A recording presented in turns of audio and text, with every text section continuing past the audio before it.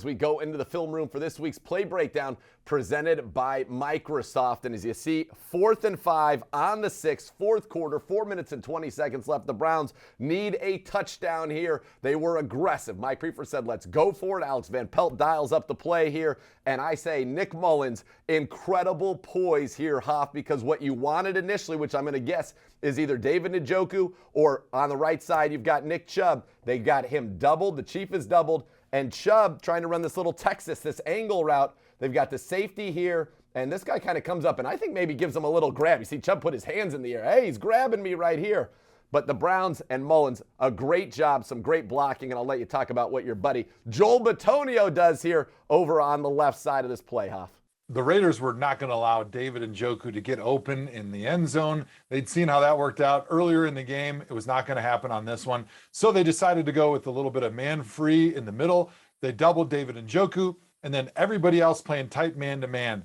Nick Mullins showing ice water in his veins, incredible poise, understanding that, hey, David Njoku's not there, didn't think he'd get it to Nick Chubb. And what you got to do in these situations when everybody is covered up is you got to just scramble. You got to make yourself a threat as a quarterback. That's exactly what he does, right? He buys time. He stays poised. He doesn't force the football, and he's able to force the Raiders defender to come off because he's running towards the line of scrimmage. He's making himself available as a runner that forces the Raiders defender to leave Harrison Bryant, and Nick Mullins showing awareness to be able to find Harrison Bryant right in the front of the end zone. But one thing I need to point out is the intelligence of Nick Mullins on this play. If you see, as Donovan Peoples-Jones is running sort of like the backline fade, he gets pushed out of bounds. And as soon as you step out of bounds as a receiver, you can now not be the first person to touch the ball after you come inbounds.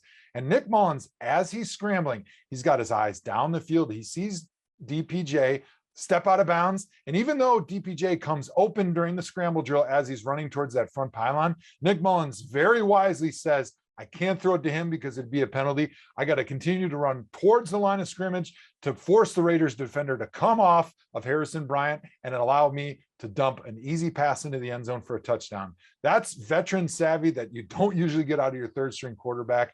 Props to Nick Mullins for having the smartness and the wherewithal to be able to look down the field, understand what happens with your receivers, have the patience to be able to wait until Harrison Bryant gets open.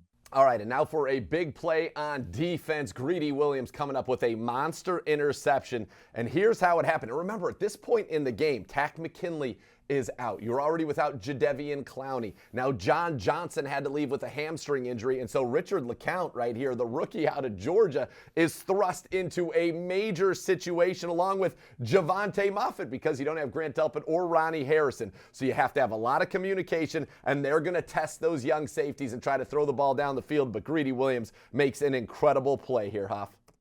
Yeah, this was the moment with the interception that I thought the Browns had it, because all they needed after this was one first down and they were going to be able to ice the clock, but it wasn't meant to be. But still, I think it's important to highlight the greatness of this play across the defense, especially when you consider how many starters are sitting on the bench at this point.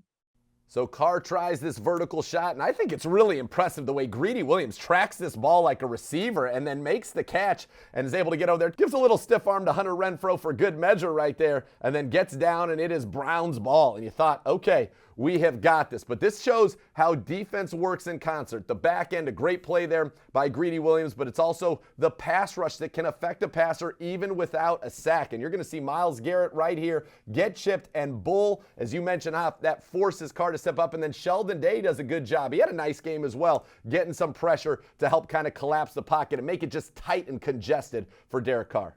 Yeah, Myles Garrett dealing with an injury at this point in the game. The Raiders still aren't taking any chances, so they send the halfback over there to chip him. But Myles is still pretty strong, and he's able to steamroll Alex Leatherwood, the right tackle for the Raiders, into Derek Carr, which he's not able to get a hit on Derek Carr.